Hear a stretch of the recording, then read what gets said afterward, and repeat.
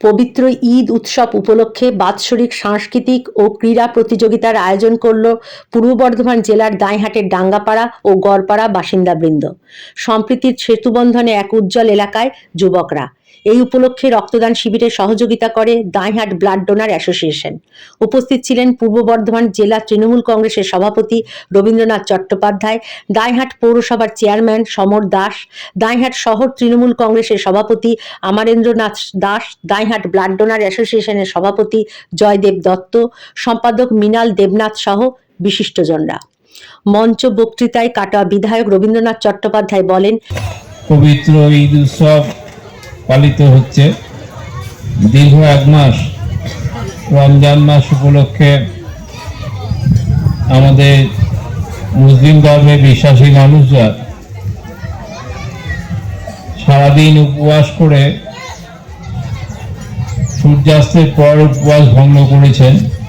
সমস্ত রকমের কৃচ্ছতা সাধন করে নিজেদের জীবনজীবী করে তৈরি করে তুলেছেন।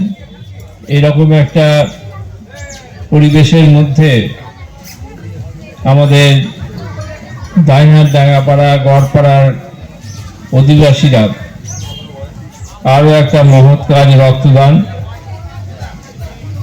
যার মাধ্যমে মানুষের জীবন বাঁচে, সেই ধরনের একটা অনুষ্ঠান করছেন। স্বভাবতই তাদের ধন্যবাদ জানিয়ে ছোট করব না।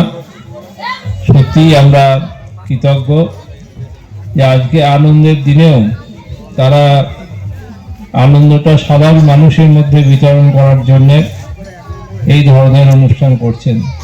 তাদের সবাইকে ধন্যবাদ জানাই। এই রক্তদান শিবিরে 30 জন রক্তদাতা রক্তদান করেন। রক্তদাতাদের হাতে সার্টিফিকেট ও গাছ তুলে দেওয়া হয়। রক্ত সংগ্রহ করে কাটোয়া মহকুমা হাসপাতালের হেমরাজ ব্লাড সেন্টার। বসে আঁকো ও কবিতা প্রতিযোগিতা সহ বিভিন্ন অনুষ্ঠান অনুষ্ঠিত হবে বলে জানালেন উদ্যোক্তারা। এই রক্তদান শিবির খুবই প্রশংসনীয়। এই রকম উদ্যোগকে সাধুবাদ জানিয়েছেন সকলেই।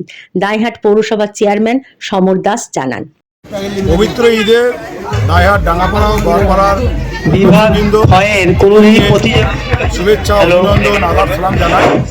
বিভাগ কয়ের কোনো প্রতিযোগী যদি থেকে থাকো প্রতি বছর এখানে নাম দিতে পারো। একটা সম্প্রীতির বার্তা বহন করে নিয়ে চলে। তারা একটা মাস যাবৎ তারা উপবাসের মাধ্যমে তারা যেমন অতিবাহিত করেন এবং আজকের দিনটা যখন পালন করছে তারা নিজেদের সঙ্গে সঙ্গে সকল ধর্মের মানুষকে নিয়ে তারা অনুষ্ঠানটা পরিচালনা করে। Bureau report, public news, Katwa. বিধায়ক